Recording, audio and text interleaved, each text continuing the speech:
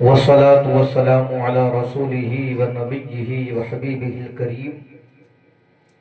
وعلى آله وأصحابه وأهل بيته وأزواجه وذرياته أجمعين. أما بعد، فأعوذ بالله من الشيطان الرجيم. بسم الله الرحمن الرحيم. قل إن كنتم تحبون الله فاتبعوني يحببكم الله. صدق الله العلي العظيم. وبلغنا على رسوله النبي الأمين المكين المتين الكريم، ونحن على ذلك لمن الشاهدين والشاكرين والحمد لله رب العالمين. آئیے سب سے پہلے ہم سب کے آقا و مولا حضور تاجدار مدینہ صلی اللہ علیہ وآلہ وسلم کی پاکیزہ اور مقدس بارگاہ میں درود پاک کا نذرانہ محبت پیش کر لیں. پڑھیے اللہم صلی علی سیدنا و مولانا محمد مبارک وسلم. صلاۃ و سلام علیک یا حبیبی یا رسول اللہ صلی اللہ تعالی علیہ وآلہ وسلم. ماشاءاللہ تبارک و تعالی،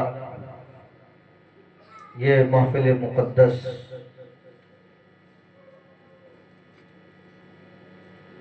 برائے زیارت حرمین شریفین رچائی اور بسائی گئی ہے.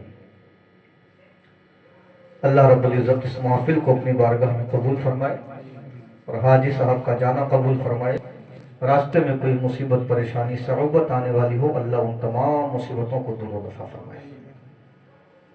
میں آغاز گفتگو کرتا ہوں کہ روز محشر نار دوزخ سے بچا سکتا ہے کون؟ روز محشر نار دوزخ سے بچا سکتا ہے کون؟ میرے آقا کے علاوہ بخشوا سکتا ہے کون؟ روز محشر نار دوزخ سے بچا سکتا ہے کون؟ میرے آقا کے علاوہ بخشوا سکتا ہے کون؟ مصطفیٰ کے حکم سے جاتے ہیں سب طیبہ نگر، وہ نہ بلوائیں تو ان کے در پہ جا سکتا ہے کون؟ مصطفیٰ کے حکم سے جاتے ہیں سب طیبہ نگر، وہ نہ بلوائیں تو ان کے در پہ جا سکتا ہے کون؟ اور حضرت مولا علی کے واسطے شہ کے سوا، حضرت مولا علی کے واسطے شہ کے سوا شمس کو پچھم کی جانب سے بلا سکتا ہے کون؟ اور چھوڑ کر مولا علی مشکل کشا کو دہر میں، چھوڑ کر مولا علی مشکل کشا کو دہر میں انگلیوں پر باب خیبر کو نچا سکتا ہے کون؟ اور ہند میں خواجہ پیا نے جب بسایا ہے ہمیں، ہند میں خواجہ پیا نے جب بسایا ہے ہمیں، کس میں ہمت ہے بتا ہم کو مٹا سکتا ہے کون؟ اور حضرت شبیر و شبر کی طرح اے عسکری، حضرت شبیر و شبر کی طرح اے عسکری، جان دین مصطفیٰ پہ لٹا سکتا ہے کون؟ برادران ملت اسلامیہ، میں زیادہ وقت نہیں لوں گا اس لیے کہ ٹھنڈک بہت زیادہ ہے، اور حقیقت بھی یہی ہے کہ آپ کی محبت کی نشانی ہے کہ آپ اس مقدس محفل میں بیٹھے ہیں، اور اسی کو محبت کہتے ہیں. ورنہ محبت کا دعویٰ کرنے والے تو بہت سے ہیں جو اس وقت اپنے نرم و گداز بستروں پر ہوں گے، بہت سے ایسے ہیں جو بستروں میں لیٹ کر کے موبائل کا استعمال کر رہے ہوں گے. تو یہ ان کی زبانی محبت ہے، اور یہ آپ کی قلبی محبت ہے کہ موسم سرما میں اتنی سخت سردی میں بھی آپ اپنے نرم اور گرم بستروں کو چھوڑ کر کے یہاں پر آئے. اور ایسی ہی محبتیں بارگاہ مولا میں مقبول بھی ہوتی ہیں. اللہ فرماتا ہے قل ان کنتم تحبون اللہ فاتبعونی یحببکم اللہ. مفہوم اور مطلب یہی ہے کہ اے محبوب آپ اپنے امتیوں سے فرما دیجئے کہ اگر تم چاہتے ہو کہ اللہ تم سے محبت کرے تو تم میری اتباع کرو. اب لازمی بات ہے، اللہ نے محبت کا جو پیمانہ رکھا، جو میزان رکھی، جو ترازو دیا ہم کو، وہ کیا ہے؟ مصطفیٰ کی اتباع، مصطفیٰ کی پیروی، مصطفیٰ کی سیرت طیبہ پر چلنا. اب لازمی بات ہے جو محبت کرے گا وہی مصطفیٰ کی سیرت پر چلے گا.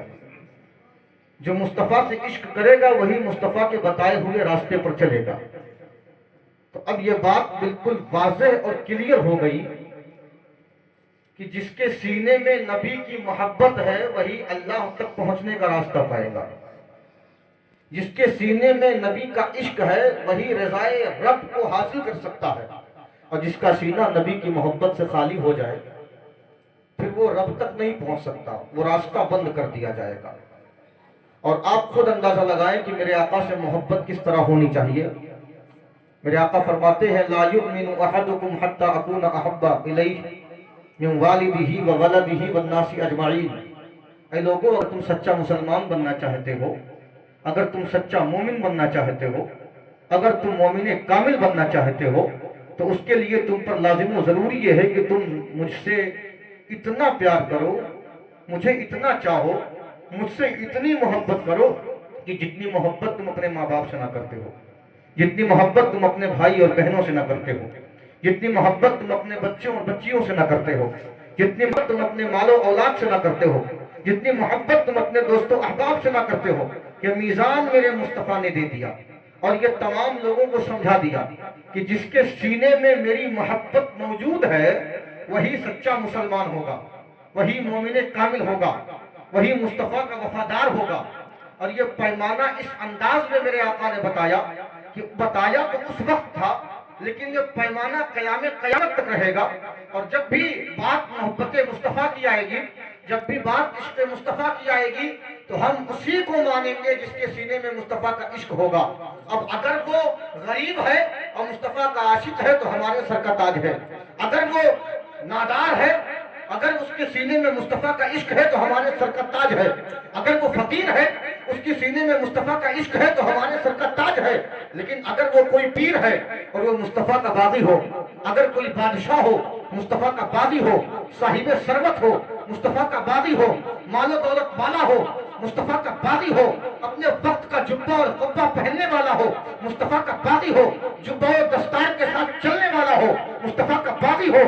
پھر ہمارا نہیں ہے، نہ وہ ہمارے سر کا تاج ہے، بلکہ غلامان مصطفیٰ ایسوں کو اپنے جوتے کی نوک پر رکھ کے اپنی ٹھوکروں سے اڑا دیا کرتے ہیں، کیونکہ ہمارے یہاں میزان یہی ہے، یہ رب کا فرمان ہے، یہی صحابہ جو ہے مصطفیٰ کے جو تھے یہی ان کا اعلان ہے کہ جو نبی کا ہے وہ ہمارا ہے، جو نبی کا نہیں ہے وہ کسی کا نہیں ہے۔ یہ بات بالکل واضح اور کلیئر ہو جاتی ہے، اور یہی تو وجہ ہے نا کہ جب آدمی کے سینے میں مصطفیٰ کا عشق جگمگانے لگتا ہے، جب آدمی کا سینہ مصطفیٰ کی محبت کا مدینہ بن جاتا ہے، جب آدمی کا دل مصطفیٰ کے عشق میں اس قدر ڈوب جاتا ہے کہ جب آنکھیں بند کرے تو مدینہ کا گنبد خضرا نظر آئے، جب آنکھیں بند ہو تو جمال مصطفیٰ نظر آئے، جب آنکھیں بند ہو تو مدینے کی گلیاں نظر آئے، جب آنکھیں بند ہو تو مدینے کی صحرا نظر آئے۔ یہی تو عشق کامل ہے کہ جب اس انداز کا عشق ہوتا ہے اور پھر وہ بندہ بارگاہ مولا میں آنسوؤں سے بھگا کر کے ان آنکھوں کے ساتھ جب اپنی مولا کی بارگاہ میں حاضر ہو کر کے اپنی عرضی کو پیش کرتا ہے کہ اے میرے مولا میں مصطفیٰ کا عاشق ہوں، اے میرے مولا میں تیرے نبی کا جانشار ہوں،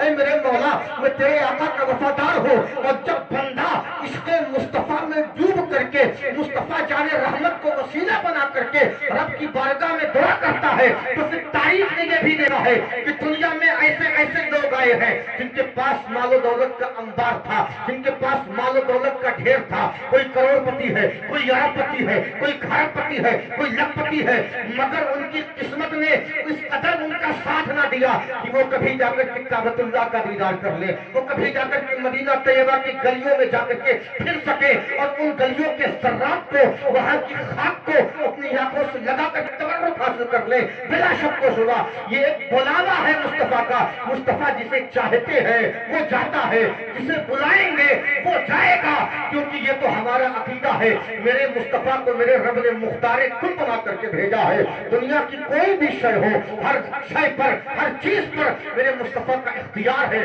میرے مصطفیٰ کا بس ہے. ہر چیز میرے مصطفیٰ کے انڈر اللہ نے کر دی ہے، ہر چیز میرے مصطفیٰ کے طاقت کے نیچے اللہ نے کر دی ہے. تو بلاوا بھی اگر آتا ہے تو مدینے کے آقا کی جب اجازت ہوتی ہے، مدینے کے مولا کا جب اذن ہوتا ہے، تب بندہ ہند کی دھرتی سے سفر کرتا ہوا آقا کی بارگاہ میں حاضری دیتا ہے. تو میں یہی کہہ رہا تھا میرے پیارے، جب عشق امڑتا ہے گا، جب عشق ضد کرتا ہے، تو پھر عشق ایسا ہونا بھی چاہیے کہ جب ماں جو ہے محب یہاں بیٹھ کر کے انگڑائیاں عشق کی لے لے اور محبوب کے قدموں کو تھام کر کے ضد کرنے بیٹھ جائے، تو جب عاشق اپنی حج میں پکا ہوتا ہے تو پھر محبوب کو بلانا ہے.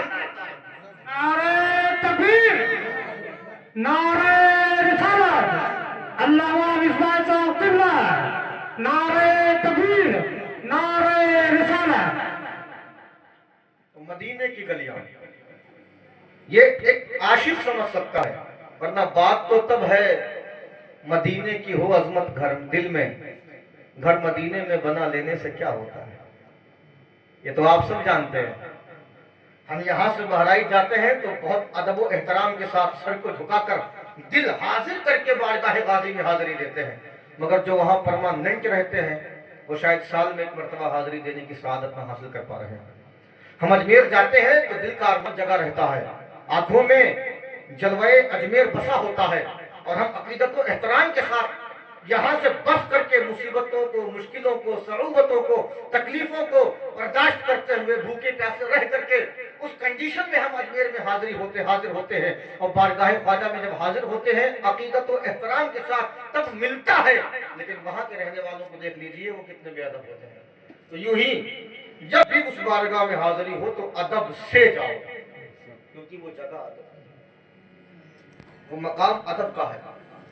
جب وہاں لوگ جاتے تھے تو بڑے ادب سے جاتے تھے. چاہے وہ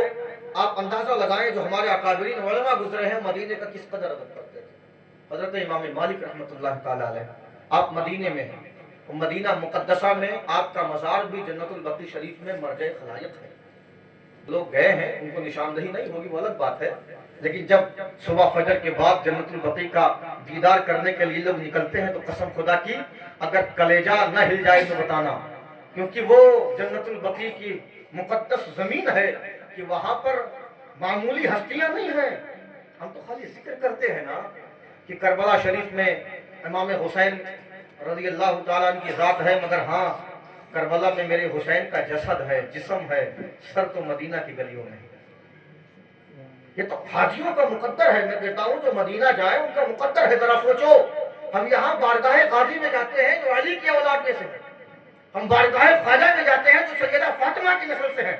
ہم کچھوچا کے مخدوم کے پاس جاتے ہیں وہ سیدہ فاطمہ کی نسل سے ہے. مگر جب بندہ اس ہندوستان کی دھرتی کو چھوڑ کر کے اس عربستان میں پہنچتا ہے اور جب مدینہ طیبہ کی مقدس دھرتی پر پہنچتا ہے تو جہاں میرے آقا کا حسین گنبد نظر آتا ہے وہی جنت البقیع میں سیدہ فاطمہ کا مزار بھی نظر آتا ہے،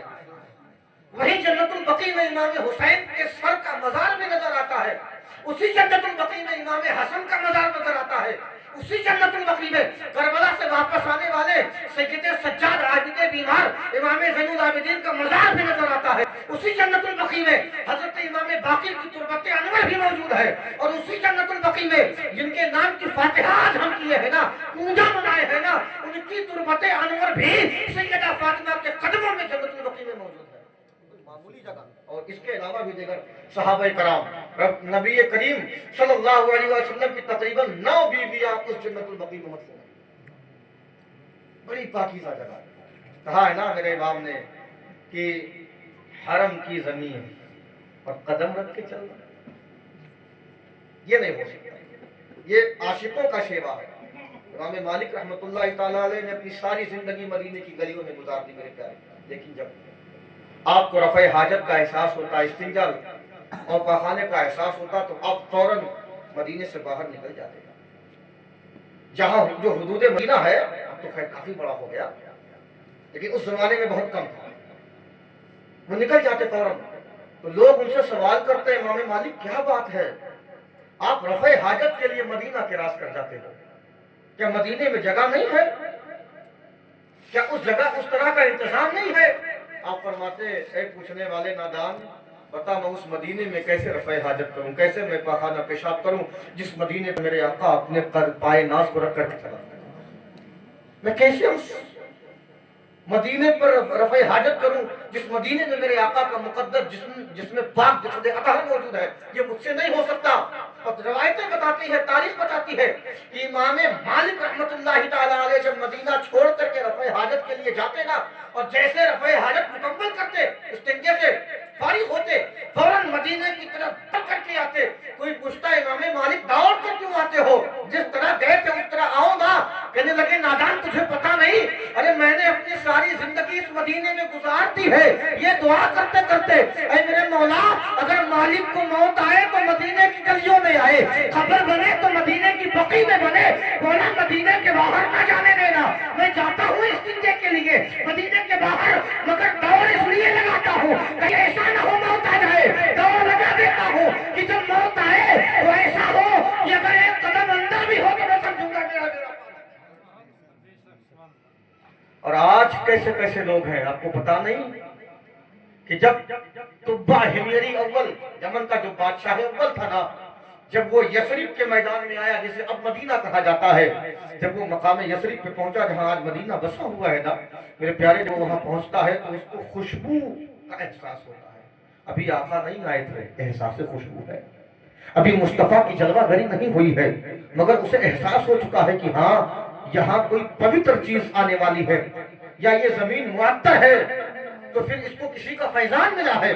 پھر اس نے اپنے ان 400 علماء کے گروہ سے پوچھا تھا یہ بتاؤ یہ زمین مشکبار کیوں ہے، یہ بتاؤ یہ زمین معطر کیوں ہے، یہ بتاؤ یہ زمین سے خوشبو کیوں آ رہی ہے؟ ان علماء کرام نے طبع حمیری اول کو یہ جواب دیا تھا، اے بادشاہ یہ وہ زمین ہے کہ اس زمین پر سرور کائنات کی آمد ہونے والی ہے، شہنشاہ انبیاء کی آمد ہونے والی ہے۔ اے میرے پیارے اس زمین کو آسان نہ لینا، جب اس زمین پر پہنچنا نا تو یہ سمجھو کہ تمہاری مقدر کا ستارہ اور جس سریا پر پہنچ چکا ہے، یہ سمجھو کہ مصطفیٰ جان رحمت کی بارگاہ میں ہو۔ اور میرا نبی تو وہ ہے کہ سب غلاموں کے چہروں کو پہچانتا ہے، میرا نبی تو وہ ہے جانے والوں کو دیکھتا ہے، آنے والوں کو دیکھتا ہے، حاضری دینے والوں کو دیکھتا ہے۔ اور یہ ایک واحد وہ جگہ ہے کہ بندہ رہتا زمین پر ہے مگر جب اس جگہ پر نماز پڑھتا ہے تو پھر ایسا ہوتا ہے کہ گویا اس نے زمین میں نماز نہیں پڑھی ہے، اس نے جنت میں نماز ادا کی۔ یہ حاجیوں کا مقدر ہے۔ میرے آقا کا دربار دیکھ کے آؤ گے کم ہے؟ میرے آقا کی مزار پاک کی زیارت کر کے آؤ گے کم ہے؟ وہ تربت انور جس کے بارے میں آقا فرماتے ہیں کہ میرے امت میں سے کوئی بھی فرد اگر میرے تربت انور کی زیارت کرے تو پھر اس پر میری شفاعت واجب ہو جاتی ہے۔ میرے آقا نے فرمایا شفاعت واجب ہو جاتی ہے۔ اب بتاؤ ہم جا رہے ہیں اور مصطفیٰ ملاحظہ کر رہے ہیں، ہم جا رہے ہیں مصطفیٰ ملاحظہ فرماتے ہیں، لیکن میں نے بھی زیارت کی ہے، میں نے دیکھا وہاں پر لوگوں کا ادب کیا ہے، بڑی بے ادبی کرتے ہیں۔ وہ مقدس زمین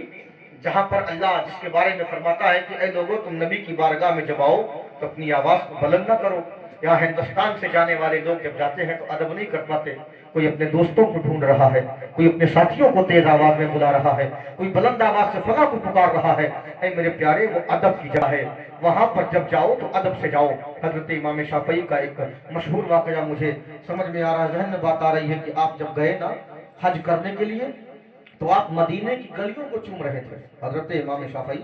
مدینے کی گلیوں کو چوم رہے تھے، مدینہ کے کھجور کے درختوں کو چوم رہے تھے۔ آپ جب گئے تو مدینہ کے ذرات کو چوم رہے تھے، جو مدینہ کے در و دیوار تھے آپ ان کو چوم رہے تھے۔ کسی نے پوچھا اے امام شافعی کیا کر رہے ہو؟ مدینے میں آئے ہو نا، گنبد خضرا کو دیکھو، آقائے کائنات کے اس گنبد کا جمال جہاں آرا دیکھ کر کے اپنے دل کو مطمئن کر لو، اور پھر جو لو لگانی ہے مصطفیٰ کی گنبد خضرا سے لگاؤ، کیونکہ یہ وہ مقدس جگہ ہے جہاں پر صبح و شام اللہ رب العزت اپنے فرشتوں کو نازل فرماتا ہے۔ وہ فرشتے جو با اختلاف روایت 70,000 کی شکل میں آتے ہیں، جو ایک مرتبہ حاضری دیتا ہے وہ دوبارہ مدینے میں آ نہیں پاتا، وہ دوبارہ مدینے میں آنے کی اس کو اجازت نہیں ہوتی۔ جو ایک بار میرے آقا کے مزار مقدس کی زیارت کر لے، پھر اس کی باری نہیں آتی ہے اے میرے پیارے یہ آپ اور ہم اپنی قسمت پر قربان جاؤ کہ جو اللہ کے مقربین ملائکہ ہیں ان کو ایک بار حاضری کی اجازت ہے، اور اللہ نے ہم مسلمانوں پر کتنا خاص فضل و کرم فرمایا ہے، اللہ نے ہمیں کتنی اجازت سے نماز دیا ہے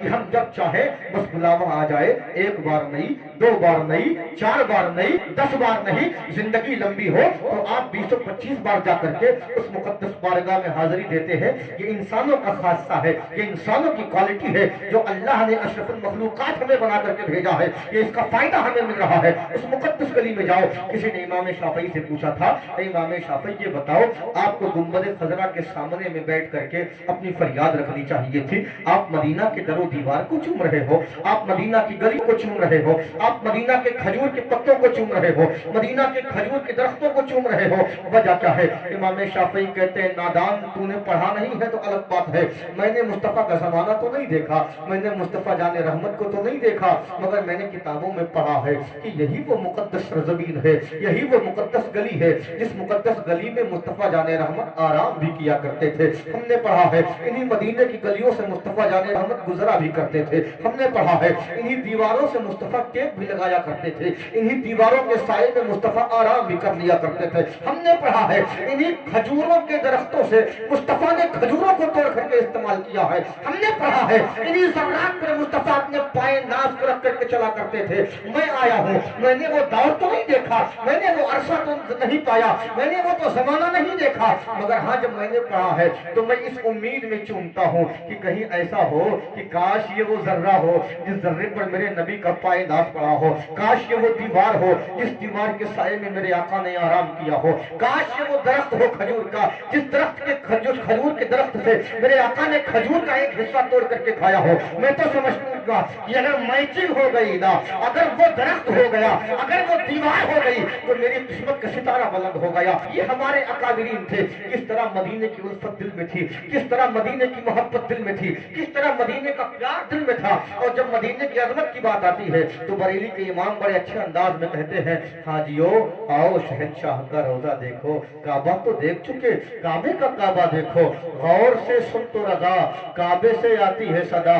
غور سے سنتے رضا کعبے سے آتی ہے صدا، میری آنکھوں سے میرے پیارے کا روزہ دیکھو، پتہ کیا چلا وہ اتنی مقدس اور با برکت جگہ ہے جہاں بڑے بڑوں نے آ کر کے اپنے دل کو جھکا دیا ہے، بڑے بڑوں نے آ کر کے اپنے آپ کو خم کر دیا ہے مصطفیٰ کی بارگاہ کا صدقہ لینے کے لیے، اس لیے کہ ساری کائنات پر جو صدقہ بٹ رہا ہے نا یہ میرے مدینے کے آقا کا صدقہ بٹ رہا ہے۔ ساری کائنات اگر ماریز وجود میں آئی ہے نا تو یہ مدینے والے آقا کا صدقہ ہے، ساری کائنات کو اللہ نے اگر تخلیق کیا ہے تو مدینے والے آقا کا صدقہ ہے، اور جب یہ صدقہ اس کائنات کو ملا تو بریلی کے رضا نے بڑے اچھے انداز میں کہہ دیا تھا اے میرے مدینے والے تاجدار، اے میرے مدینے کے آقا، یا رسول اللہ زمین و زماں تمہارے لیے، مکین و مکہ تمہارے لیے، چنین و چنا تمہارے لیے، بنے دو جہاں تمہارے لیے، یا رسول اللہ ہم آئے یہاں تمہارے لیے، اٹھے بھی وہاں تمہارے لیے، تو جب اس دھرتی پہ جانا ہو تو حاجیوں ادب سے قدم رکھنا، ادب سے پاؤں رکھنا،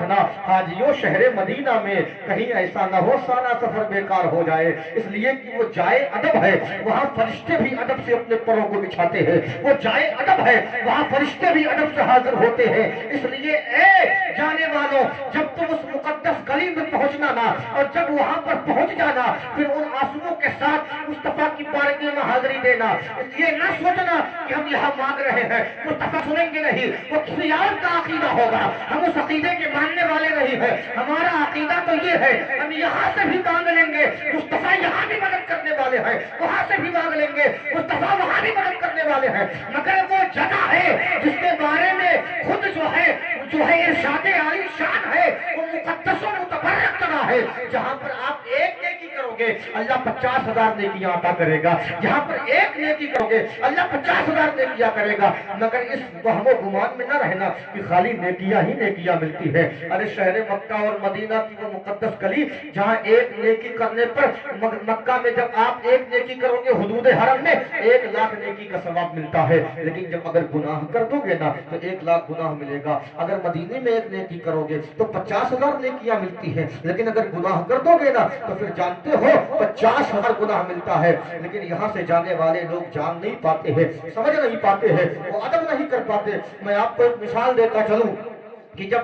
میں نے جب گیا تو میں نے کیا دیکھا کہ لوگ حجر اسود کو چومنے کے لیے دھکم دھکا کر رہے ہیں، کوئی کسی کے پیر پہ اپنا پیر رکھ رہا ہے، کوئی کسی کا کندھا پکڑ کے کھینچ رہا ہے، کوئی کسی کو دھکا دے رہا ہے۔ حالانکہ اس پر شریعت نے سختی کے ساتھ منع فرمایا ہے کہ حجر اسود اگر نہ چوم سکو تو کوئی ملال نہ رکھو، بلکہ حجر اسود کے سامنے آؤ اور وہاں پر استلام کر لو، حجر اسود کو دیکھ کر کے ایسے ہاتھ بڑھا لو اور بڑھا کر کے اس کو جو دعائیں ہوتی ہیں بسم اللہ، کچھ نہیں یاد ہے تو بسم اللہ پڑھ کر کے حجر اسود کا طرف اشارہ کر کے اس کو چوم لو، سمجھ لو کہ آپ نے حجر اسود کی چومنے کا ثواب حاصل کر لیا ہے، وہ فائدہ آپ کو مل گیا جو چوم کر کے آپ کو ملتا ہے۔ اب ہم نے جو دیکھا ہے وہاں جا کر کے کہ جب لوگ حجر اسود کا بوسہ لینے کی کوشش کرتے ہیں تو کوئی کسی کو گرا رہا ہے، کوئی دھکے دے رہا ہے، کوئی بال پکڑ کے کھینچ رہا ہے۔ آپ جانتے ہو اس طرح حجر اسود کا بوسہ لینا حرام و ناجائز ہے، گناہ ہے، کیونکہ کسی مسلمان کو تکلیف دینا یہ کفایان شان نہیں ہے۔ اور وہاں حالت احرام میں جہاں آپ کو ایک مچھر مارنے کی اجازت نہیں ہے، جہاں آپ کو ایک مکھی مارنے کی اجازت نہیں ہے، جہاں آپ کو اس انداز میں سر کھجانے کی اجازت نہیں ہے کہ آپ کے سر میں رہنے والا جواں مر جائے، اتنی سخت ہدایت ہے، وہاں پر اگر انسانوں کو تکلیف دے دی جائے تو میرے پیارے ذرا بتاؤ گناہ نہیں ہوگا نا؟ تو لہذا جب وہاں پر جاؤ تو ادب سے جاؤ، کیونکہ وہ بارگاہ مولا ہے۔ ایک بات میں آپ کو اور بتا دیتا ہوں، جانے والا اگر جا رہا ہے تو اسے یہ پتا ہونا چاہیے کہ وہاں جب حجر اسود کے پاس جا کر کے استلام کرے گا اور خانہ کعبہ میں چکر لگائے گا تو دعائیں کس جگہ قبول ہوتی ہیں آپ کو ہم بتائیں، اس کے بعد گفتگو ختم کر دوں گا، بات لمبی ہو چکی ہے۔ میں آپ کو بتاتا چلوں، جب حجر اسود سے حاجی کا پہلا چکر شروع ہوتا ہے تو وہاں پر جائے اور جانے کے بعد جو ہے کیا کرے، پھر حجر اسود کو دور سے دیکھے، اگر طاقت نہیں ہے چومنے کی ویسے دھکا نہ دے، بہتر ہے دور سے دیکھ لے، اس کو چومنے کا اشارہ کر لے، ہاتھ بڑھائے چوم لے، اس کے بعد آگے بڑھے گا۔ جب آگے بڑھے گا تو میزاب رحمت اوپر ایک پرنالہ لگا ہوا ہے، میزاب رحمت، جس بارش ہوتی ہے تو وہ پانی جب نکل کے گرتا ہے، جس پر پڑ جائے وہ قسمت والا ہوتا ہے۔ جب وہ کراس کر کے بندہ آتا ہے نا، رکن شامی کی طرف آتا ہے، وہاں سے آگے بڑھتا ہے تو رکن یمانی ہے، رکن یمانی کے بعد جب حاجی پہنچے وہاں دعا کرے، رکن یمانی رکن اسود، رکن یمانی ہے جو تیسرا کونا ہوتا ہے اور یمن کی طرف اس کا رخ ہوتا ہے، اس کے بعد چوتھا کونا حجر اسود والا ہے جس کو رکن اسود کہا جاتا ہے۔ جب بندہ رکن یمانی میں پہنچے، حجر اسود کے بیچ میں جب آئے جو اس سے پہلے کی دیوار ہے کعبے کی مکمل طور پہ، جب وہاں پہنچے تو مصطفیٰ کا فرمان عالی شان ہے، رکن یمانی اور حجر اسود والے کونا یعنی رکن اسود کے بیچ میں جو دیوار ہے نا، اللہ وہاں پر 70,000 فرشتہ مقرر کیا ہوا ہے۔ جب طواف کرنے والا جب یہ تینوں کا چکر لگائے یعنی حجر اسود چلے گا، یہ پہلا کونا ہو گیا، حجر اسود کو کراس کیا، دوسرے کونے پر گیا، جو دعا یاد ہو پڑھے نہ یاد ہو کلمہ طیبہ پڑھتا رہے، اس کے بعد دو کونا ہو گیا۔ جب دوسرا کونا کراس کرتا ہے، حجر اسود پہلا کونا، اس کے بعد دوسرا کونا، اس کے بعد پھر ایک کونا اور آئے گا، دو کونے کعبے کے کھلے ہوئے ہیں، دو کونے غلاف کعبہ جو ہے اس کو ڈھاکے ہوئے ہیں، تو جو پہلا کونا ملے گا جس کو جو کھلا ہوا ہوتا ہے، اس کونے کے بعد جو دیوار شروع ہوتی ہے وہاں پر جو لوگ دعا کرتے ہیں سمجھ لو وہاں پر ان کی زبان مستجاب الدعوات ہو جاتی ہے، جو دعا کرو قبول ہو جائے گی، کیونکہ وہاں اللہ 70,000 فرشتوں کو مقرر کر دیتا ہے۔ مانگنے والا مانگتا ہے، اے میرے مولا میرا بچہ بیمار ہے شفا عطا فرما دے، 70,000 فرشتے کہتے ہیں آمین، اے میرے مولا شفا عطا فرما دے۔ مانگنے والا مانگتا ہے، مولا میرے بچے کی روزی میں کمی ہے، روزی میں بڑھوتری کر دے، 70,000 فرشتے کہتے ہیں آمین، مولا اس کے بچے کی روزی میں برکتیں عطا فرما دے۔ اب یہ مانگنے والا مانگتا ہے، یہ میرے مولا میری بچی کی شادی نہیں ہو رہی ہے، پردے سے شادی کا انتظام کر دے، 70,000 فرشتے مقرر رہتے ہیں، وہ کہتے ہیں آمین، اے میرے مولا اس کی بچی کی شادی ہو جائے۔ تو وہ جو رکن اسود اور رکن یمانی کے بیچ کی جگہ ہوتی ہے نا، وہ مقبول بارگاہ خدا والی جگہ ہوتی ہے، وہاں پر جب حاجی جائے تو اپنے بچوں کو فراموش نہ کرے، اپنی اولاد کو نہ بھولے، اپنے گھر والوں کو نہ بھولے، اپنے رشتہ داروں کو نہ بھولے، سب کو یاد کرے، سب کے لیے دعا کرے، کیونکہ اگر ہم لوگوں کا یہ عقیدہ اور یقین ہے کہ جس محفل میں دعا کر دی جائے اگر 40 بندے ہو تو کوئی ایک بندہ ایسا ہوتا ہے جس کی زبان میں اثر ہوتا ہے، اللہ اس کی आमीन से दुआओं को कबूल कर लेता है। तो जब बंदों का आलम ये है वो दुआ कर दे आमीन पर तो या आम दुआ पे आमीन कह दे तो दुआ कबूल हो जाए। अरे वहां तो अल्लाह की 70,000 फरिश्ते मौजूद है, अगर वो दुआ कर वो आमीन कह देंगे तो क्या कबूलियत का मर्तबा नहीं मिलेगा? मिलेगा। तो ऐ जाने वाले तुझे बहुत बहुत मुबारक हो, इसलिए कि मुस्तफ़ा का बुलावा आया है। अल्लाह रब्बुल इज्जत तुझे उस गलियों का अदब नसीब फरमाए, वहां पर जाओ तो हमारा भी सलाम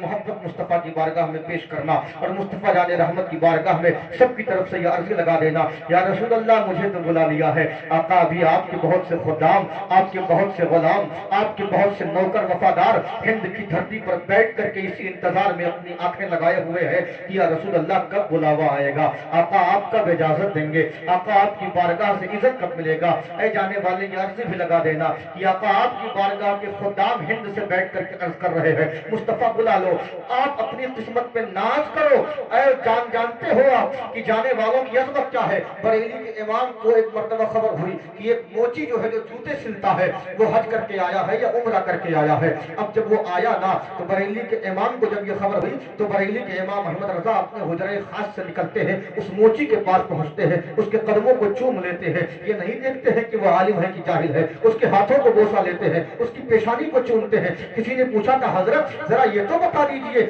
आप इसको चूम रहे हैं जो लायके ताजीम नहीं है, आप इल्म के समंदर है। और कहा ये मोची, कहने लगे ये ना देख ये कौन है, ये देख आने वाला आया किस जमीन से है, ये देख आने वाला आया की धरती से है, ये देख आने वाले ने किस मुकद्दस गुंबद को देख करके अपने कदमों को हिंद की धरती पर रखा है। तो ऐ मेरे प्यारो ये इनकी तकदीर है, ये जा रहे हैं, ये हमारी तकदीर है कि इनके आने के बाद हम इन निगाहों का मुशाहदा करेंगे जिन्होंने बिलमुशाबहा गुंबद खजरा का मुशाहदा किया होगा, जिन्होंने बिलमुशाबहा गुंबद खजरा की ज़ियारत की होगी। ऐ मेरे प्यारे ये मुकद्दर की बात है, ये तकदीर की बात है। और बिला शक सुना हर कोई गुंबद खजरा को देखने की ताकत नहीं रखता। ये वो लोग गुंबद खजरा को देखते हैं जिनको मीसाक वाले मसले में जब अल्लाह ने वादा दिया था उस दौर में जब किसी की पैदाइश नहीं हुई थी आलमे अरवाह में, तो जिसने रब के वादे पर लब्बैक कहा था आज वही गुंबद खजरा की ज़ियारत कर रहा है। लिहाजा ऐ मेरे प्यारो हमें भी अल्लाह की बारगाह में इल्तिजा करनी चाहिए। मौला जिस तरह हाजी साहब को बुलाया है ना